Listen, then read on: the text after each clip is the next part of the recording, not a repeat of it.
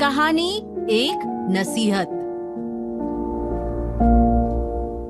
शौर्य एक private company में काम करते हैं। उनकी सैलरी लिमिटेड है, लेकिन उन्हें घूमने का बड़ा शौक है। सैलरी का ज्यादातर हिस्सा घूमने पर ही वो खर्च कर देते हैं। इस बार शौर्य लंबी छुट्टी पर जाने की सोच रहे हैं, लेकिन 10 दिन की गोवा ट्रिप उनके बजट से बाहर है। इसलिए उन्होंने दोस्तों से उधार लेकर घूमने जाने की सोची। हालांकि उनकी ये कोशिश नाकाम रही। एक दिन शौर्य के पास पर्सनल लोन लेने के लिए फोन आया। कॉलर ने उन्हें बताया कि वो अपनी किसी भी जरूरत को पूरा करने के लिए लोन ले सकते हैं।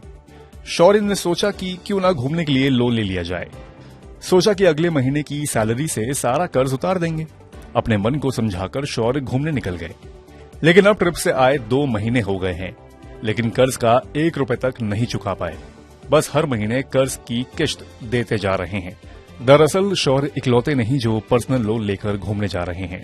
ऑनलाइन लोन प्लेटफॉर्म पैसा बाजार के सर्वे में ये बात सामने आई है कि जनवरी और जून 2023 के बीच लिए गए पर्सनल लोन का इस्तेमाल सबसे ज्यादा ट्रैवल के लिए हुआ है। हर 5 में से 1 व्यक्ति ने घूमने के लिए पर्सनल लोन लिया है। दिलचस्प बात यह है कि लोग लोन लेकर दुबई, थाईलैंड और यूरोप जैसे देश भी घूमने गए हैं। तो अगर आप भी इन लोगों की तरह लोन लेकर घूमने की सोच रहे हैं तो पर्सनल लोन से जुड़ी ये बातें जरूर जान लीजिए।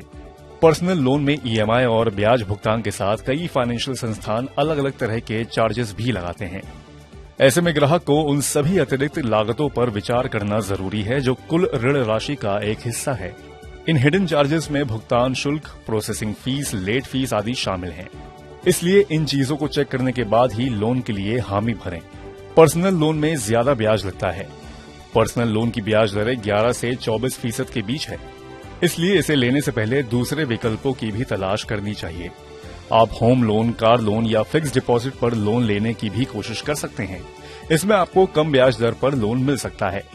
अगर कोई विकल्प ना बचे तभी व्यक्तिगत ऋण लेने की सोचें। साथ ही अलग अलग लोन कंपनियों की वेबसाइट पर जाकर पर्सनल लोन लेने के लिए पात्रता, ईएमआई अवधि, ऋण राशि, ब्याज दरों आदि की भी जांच करें। ग्राहकों को पता होना चाहिए कि उनके लोन पर फ्लैट ब्याज दर लग रही है या रिड्यूसिंग। साथ ही जान लें कि कहीं ब्याज दर फ्लोटिंग तो नहीं है। फ्लैट ब्याज दर लोन की पूरी अवधि के दौरान एक समान होती है। यह लोन लेते समय मिली कुल मूल राशि पर लागू होती है। वहीं रिड्यूसिंग रेट लोन अवधि के दौरान धीरे धीरे घटती जाती है।